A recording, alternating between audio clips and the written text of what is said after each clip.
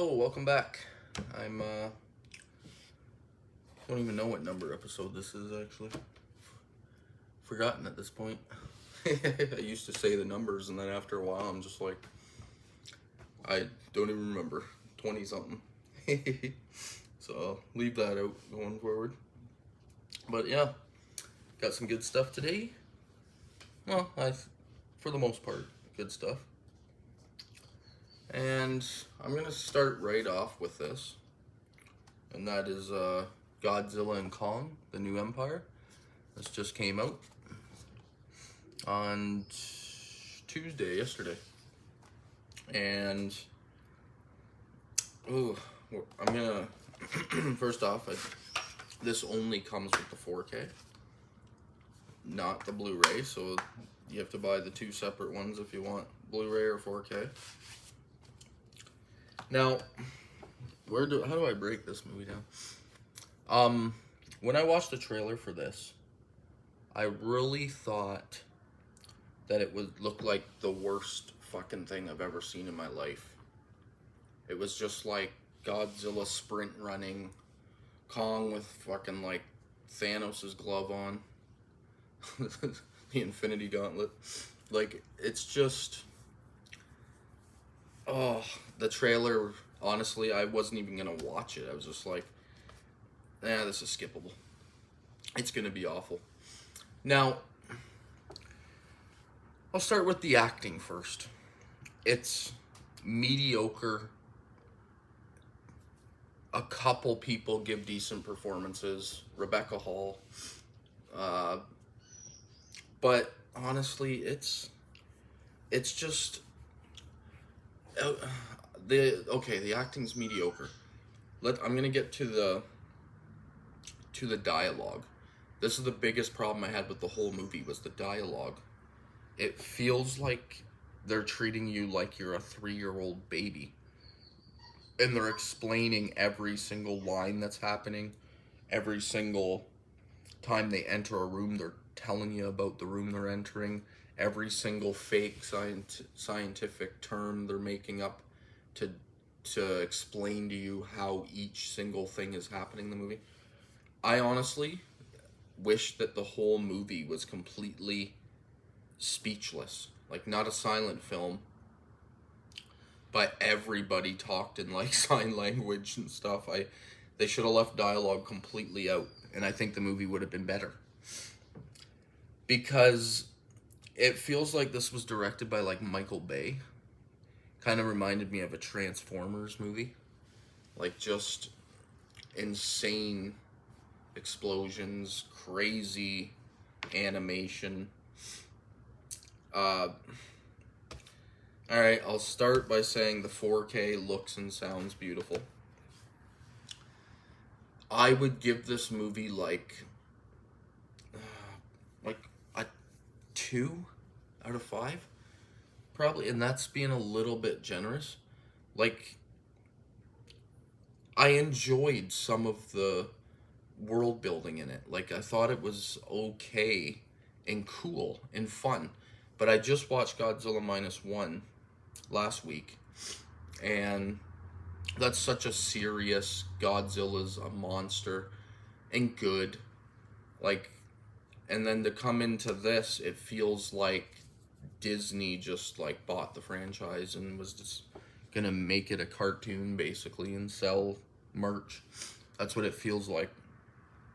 But with that said, if you can turn your brain off and be like, I'm just gonna sit back, watch the spectacle, have some fun, and just not even think at all, then there is some enjoyment to be had with it. It's not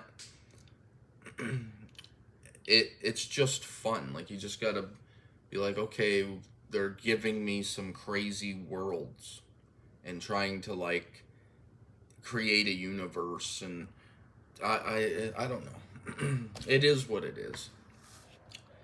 I didn't absolutely hate it. Like, I actually kind of had some fun with it. I liked Son of Kong. I enjoyed the new creatures they introduced. I thought the evil apes looked pretty cool. Like, there is some fun to be had. Sorry. Like, honestly, I would give it a watch but turn your brain off. Don't think about anything else. Think of like classic 60s Godzilla movies. Where, see, a lot of people forget about this. Everybody I ever hear talking about Godzilla, they talk about it as if it's just the most masterful franchise of all time. And some of those 60s movies, well, not some, all of them, and 70s, and even some of them in the 90s, and they are super cheesy. Like, it is like they're trying to world build and give you new creatures, and they're super cheese. And this is super cheese, but in a CG world instead of men in giant costumes. So, like, I can't completely hate it because I enjoy some of those old ones. Like, they're fun. They're just, you throw them on. They have nothing to do with the original. The original's like a masterpiece. Minus one is its own thing. This is its own thing. If you can think of it like that, you might find some fun in it. But yeah, other than that, there's not much to say. 4K is beautiful. Obviously, grab it if you can. Next up here is Color Out of Space with Nicolas Cage. I had already seen this twice, and I decided to watch it a third time because I really, really enjoyed it the first time. Like, the first time I watched it, it would have been like a 4.5. And then the second time I watched it, it dropped down to like where I think it deserves to be now. And that's about a 3.5 for me. It's really cool. It's based on H.P. Lovecraft, short story. Nicolas Cage gives a pretty solid performance. A couple of the lines he delivers don't feel like they match this movie, but he's got his style and he's trying to bring it to this movie. Later in the movie, in the second half, he does some excellent scenes. Everybody else is pretty good. Even Tommy Chong makes an appearance in this. Not much, but like, he's a side character. But honestly, like, it's got such a like cool look to it. Like, some people would call it super cheese and low budget, and it just looks silly. But I actually really love the way they do the colors, and it feels like really 80s feeling. And I like how their farm literally just starts being cluttered with colorful creatures, and then the gore comes in. And there's a scene with their alpacas that really reminded me of the dogs in The Thing. There's a scene where the wife and child, I'm not going to reveal everything.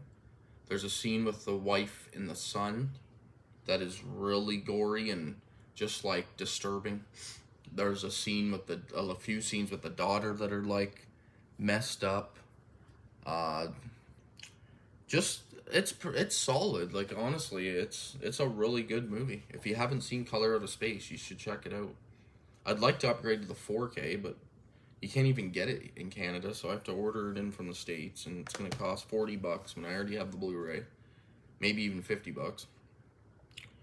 And it's probably not that worth, it's probably not a $50 upgrade from what this Blu-ray looks like. So I don't think I will unless I can get it reasonable. I'd do $20 for the upgrade. But I'm not willing to do $40-$50 when you already have a Blu-ray. It's just not worth it. I don't know. Just me. But yeah, Color of Space. I would definitely give that a watch if you haven't seen it. Next up, I'm going to jump over to some action here. This is Jason Statham in his newest movie, The Beekeeper. Who else is in this? I think Jeremy Irons was in this.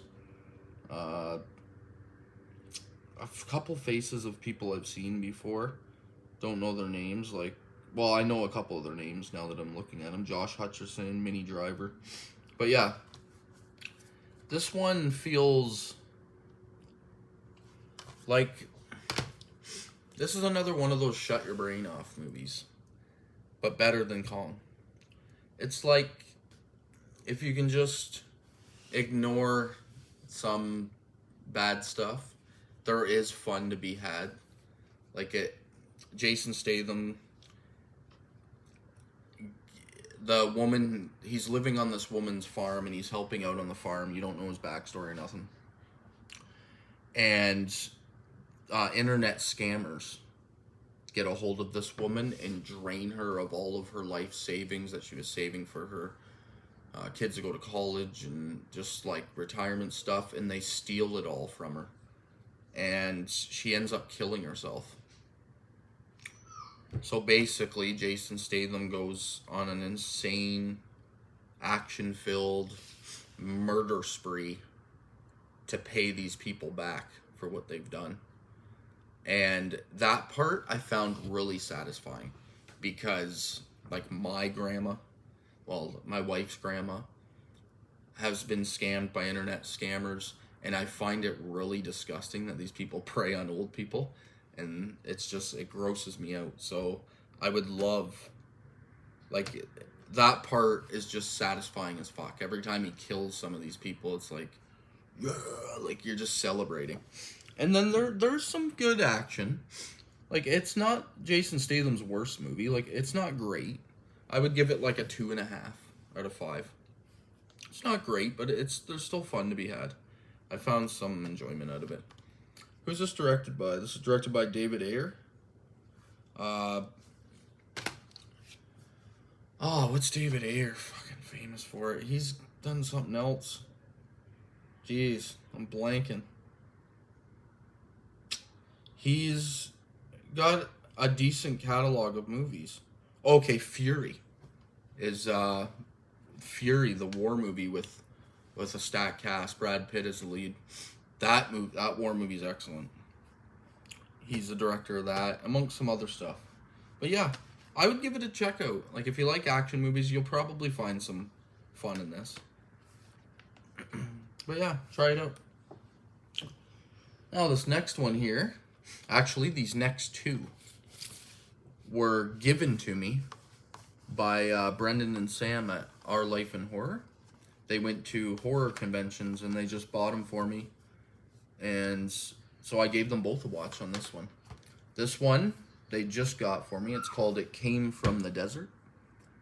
This is based off a video game series, it says, and I've never actually heard of the video game series. This is from Raven Banner, the studio.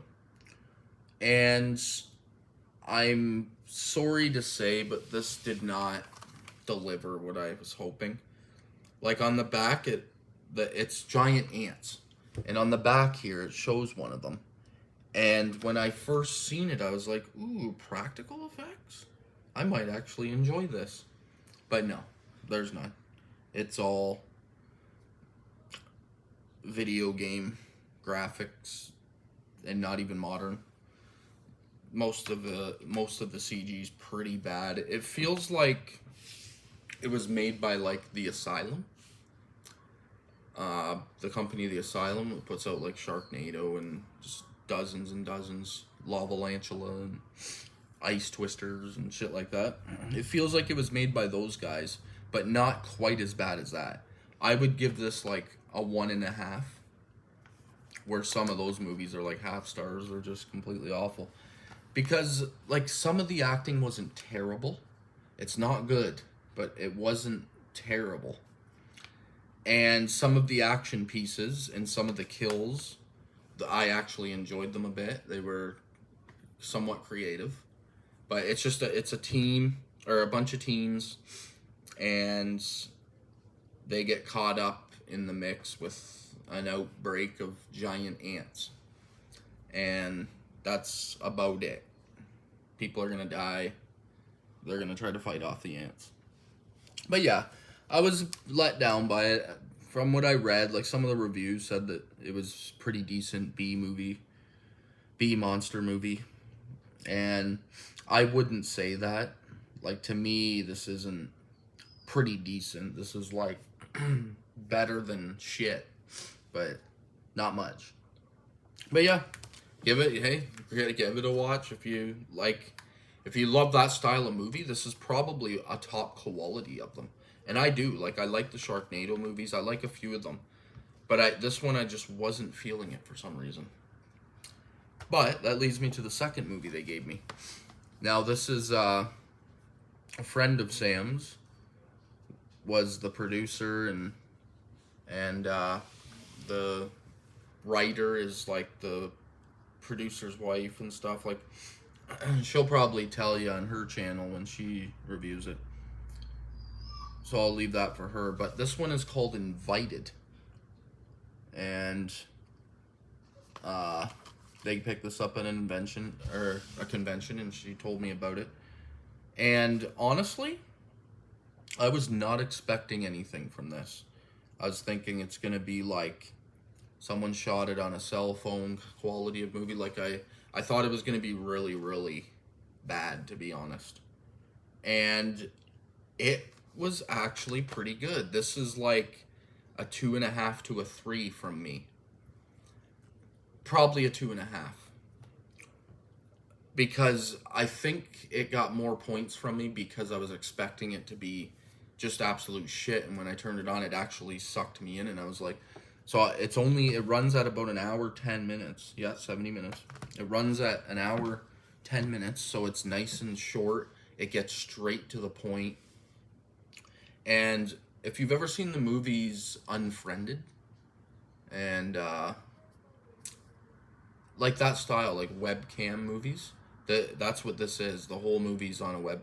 It's a bunch of people on a webcam, and what's happening is actually pretty solid. Like it's a family, and so you got the grandparents, you got the dad and the son who's divorced from the mom. The mom's on a different camera.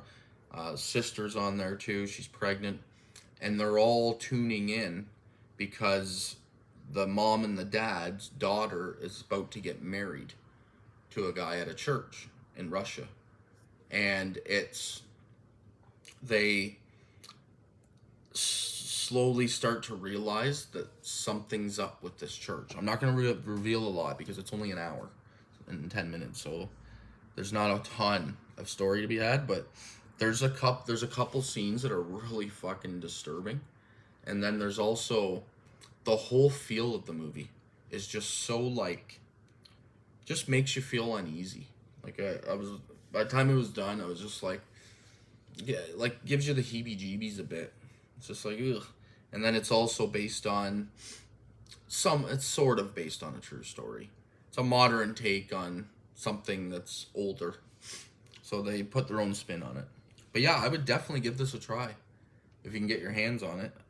It might have just been sold there, but at the convention. But if you can get your hands on it or see it on a streaming service, maybe, definitely check it out.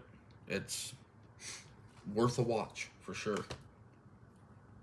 I actually messaged Sam too because she hadn't watched it yet either, and told her that it was way better than I was expecting. So now she's excited. So she'll probably watch it soon.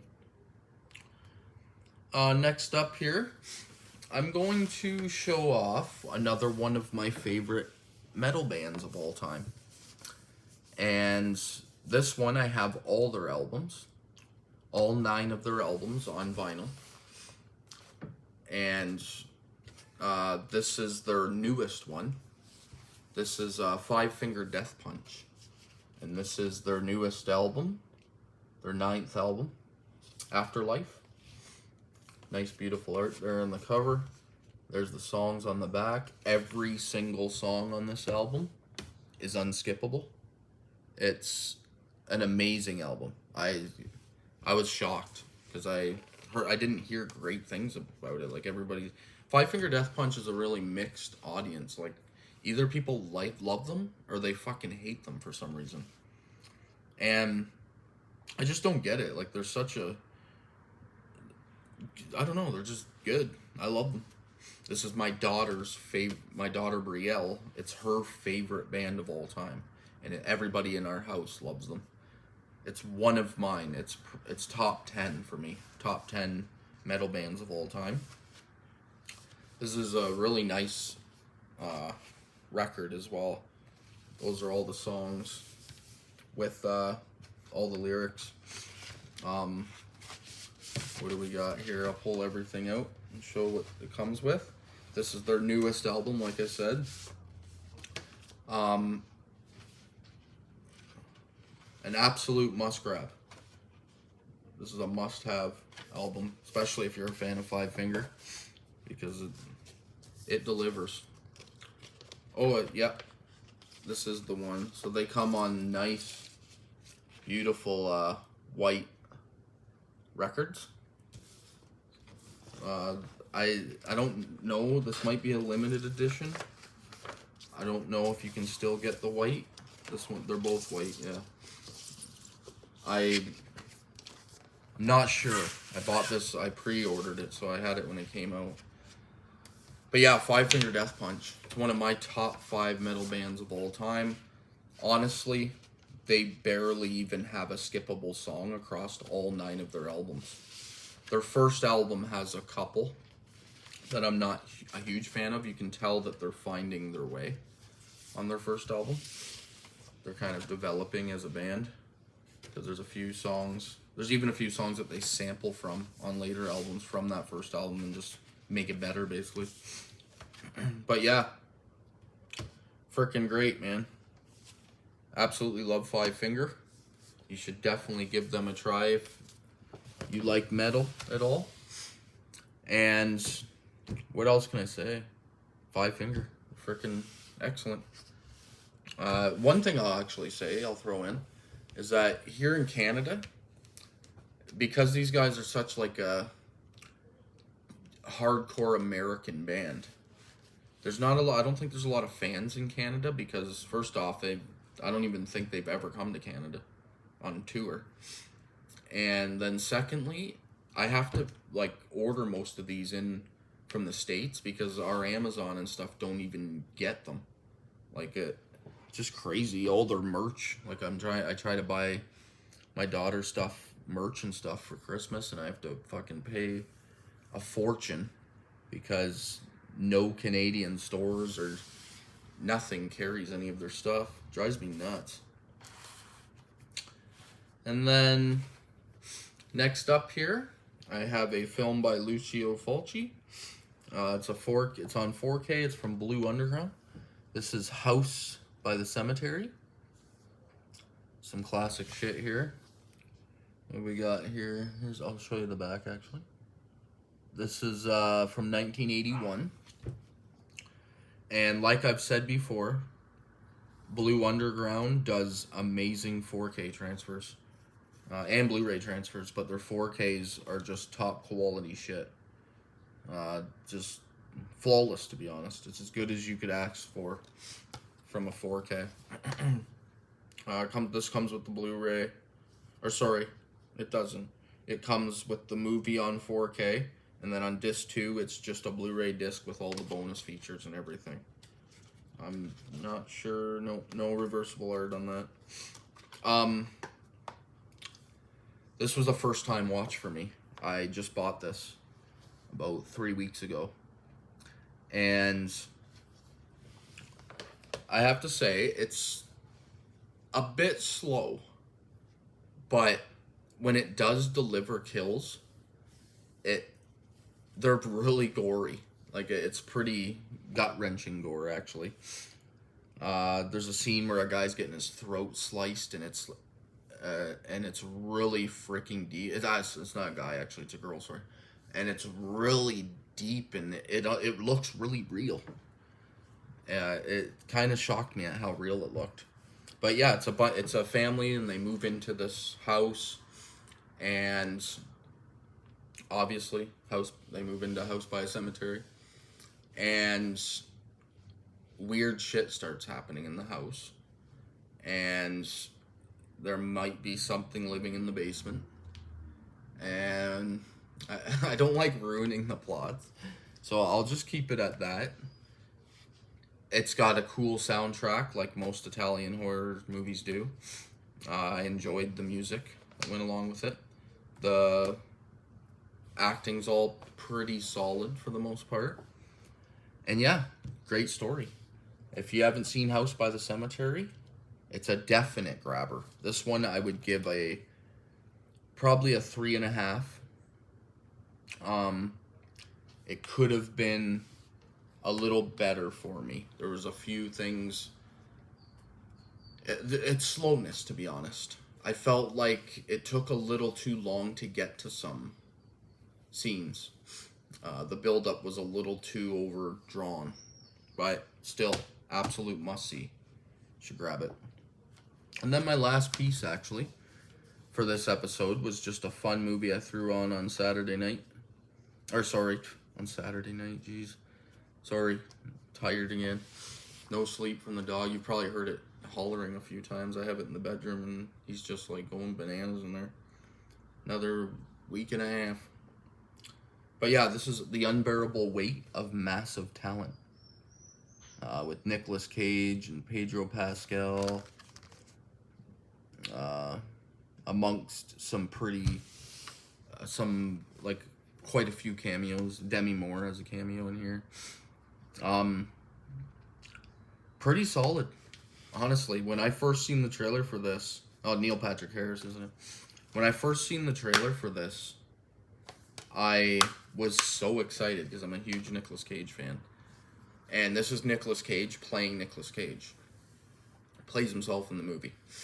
And Pedro Pascal, he's basically, Nicolas Cage is down and out, and he's struggling to find jobs.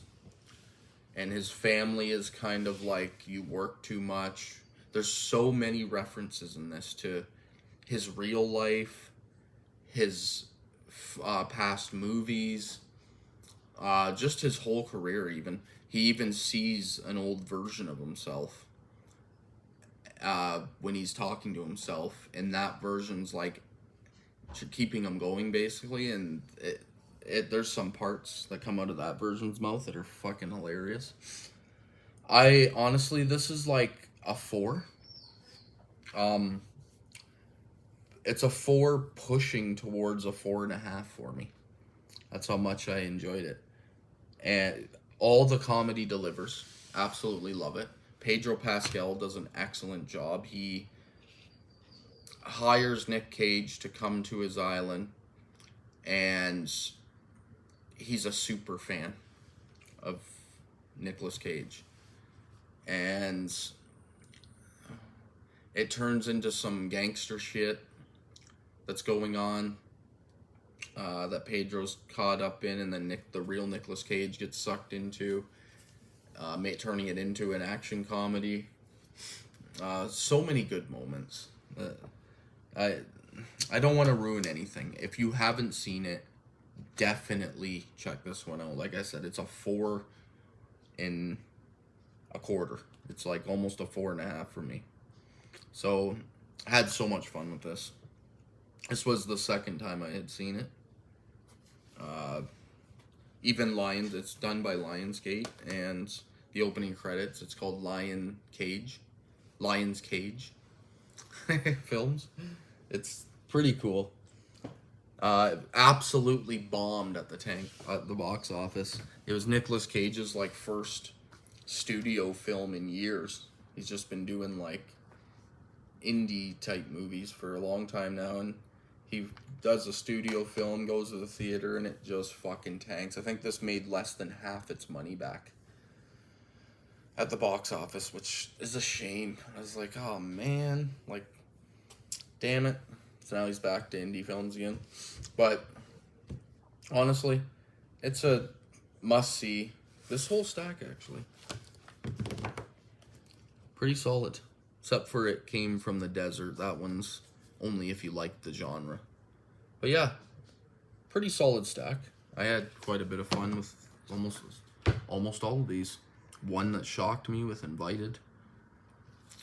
Godzilla and Kong wasn't as terrible as I was expecting it to be. But yeah, check out Five Finger as well. Freaking awesome. Great band. Obviously if you don't collect records or CDs or anything, then just download listen to this album, their newest one, front to back. Don't skip a song. Just listen to it front to back. And honestly, every single song is awesome. It's such a great album. And it's hard for me because I actually think that about 6 of their albums. 6 of their albums there's not one skippable song on the entire thing. That's how I rank my bands, right? If in order to make my top 10, you have to have a hefty ass list of songs that I love by them, and then also content, like how much, obviously, like you're 9 albums in, and your 9th album could be considered one of your best albums. Like, it's pretty impressive to me, because at a certain point, like some bands, you get over 5 albums and it starts to get pretty rough. Like, they start to run out of shit to sing about, basically, and it's just kind of recycled. But yeah, check out Five Finger. I'll bring some more. My next episode, I'll probably have a comic book in there, because I have read a few, actually, and I didn't even put them in, so I will throw one of those in. I'll be getting back to a DC animation in my next episode. And yeah, back to some fun. But thank you for joining me yet again, and I can't wait to show you some more stuff in a couple days. Thank you.